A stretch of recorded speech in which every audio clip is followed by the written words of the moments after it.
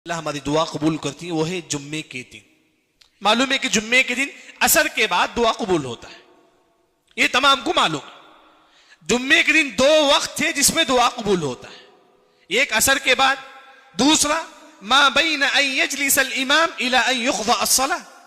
इमाम मिंबर पर बैठता है, उसके बाद से लेकर सलाम फिरने तक, इस गैप में भी दुआ कबूल होता है। हाजी सही, इमाम मिंबर पर बैठने के बाद से लेकर जुम्मे के नमाज के सलाम तक दुआ कबूल होती है। कैसा दुआ करेंगे? इमाम मिंबर पर बैठ गया, आप दुआ कीजिए, हाथ उठा के नहीं, ऐसी दुआ कीजिए। जब इमाम दूसरे खुतबे के लिए बैठता है, उस वक्त भी आप दुआ कीजिए, क्योंकि उस वक्त भी दुआ कबूल होती है। तीसरा, इमाम खुतबे खत्म करने के बाद मेहराब तक जाता है, वो जो गैप जो होता है, उस गैप में भी अल्लाह दुआ कबूल करते हैं। चौथा, खास तौर पर जुम्मे के दिन जुम्मे की नमाज में सजदे में दुआ कीजिए, अल्लाह आपकी दुआ कबूल करेगा। यानी कि हदीस में आता है कि फज्तहिदू फिद्दुहा, ऐ लोगों तुम सजदे में दुआ करो, क्यों? फक़मिनुन अन युस्तजाब लकुम, ये दुआ आपकी कबूल होगी। सजदे में जो भी दुआ करती वो दुआ अल्लाह ताला कबूल करेगा।